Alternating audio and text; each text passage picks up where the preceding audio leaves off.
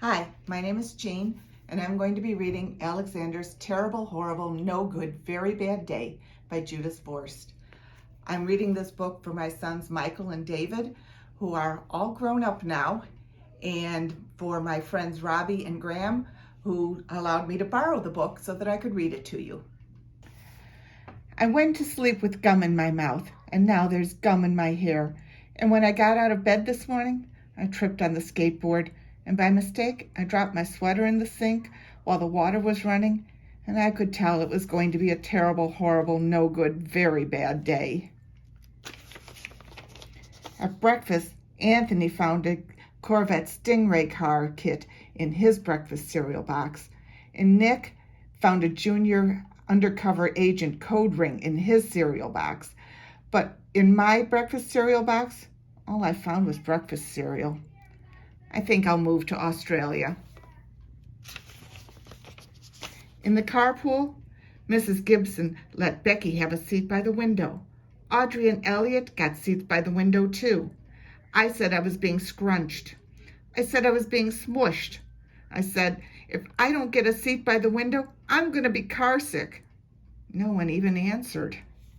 I could tell it was going to be a terrible, horrible, no good, very bad day.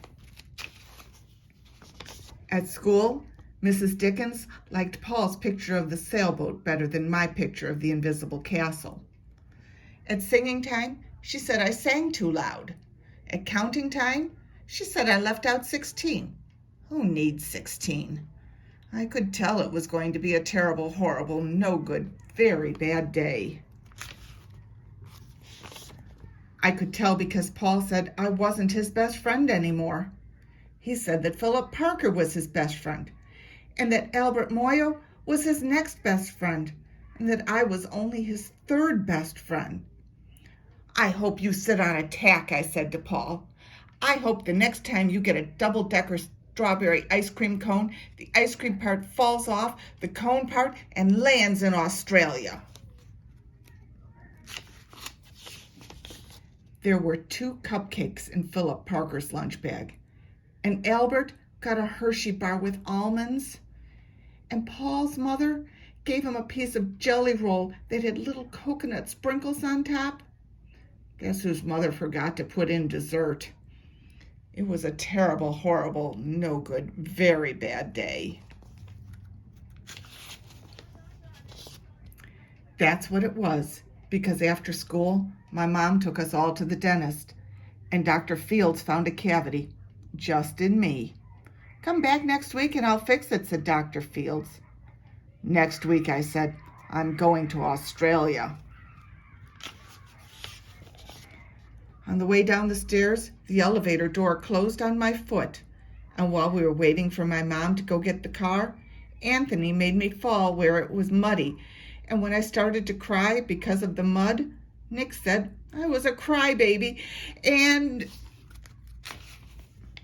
while I was punching Nick for saying crybaby, my mom came back with the car and scolded me for being muddy and fighting. I'm having a terrible, horrible, no good, very bad day, I told everyone. No one even answered. So then we went to the shoe store to buy some sneakers. Anthony chose white ones with blue stripes. Nick chose red ones with white stripes. I chose blue ones with red stripes. But then the shoe man said, we're all sold out. They made me buy plain old white ones. They can't make me wear them. When we picked my dad up at his office, he said I couldn't play with the copy machine, but I forgot. He also said to watch out for the books on his desk, and I was careful as could be, except for my elbow. He also said don't fool around with his phone, but I think I called Australia. My dad said, please don't pick him up anymore. It was a terrible, horrible, no good, very bad day. There were lima beans for dinner, and I hate limas. And there was kissing on TV. I hate kissing. My bath was too hot. I got soap in my eyes. My marble went down the drain. and I had to wear my railroad train pajamas. I hate my railroad train pajamas. When I went to bed, Nick took back the pillow he said I could keep, and the Mickey Mouse nightlight burned out, and I bit my tongue. The cat wants to sleep with Anthony, not with me. It has been a terrible, horrible, no good, very bad day. My mom says, some days are like that. Even in Australia.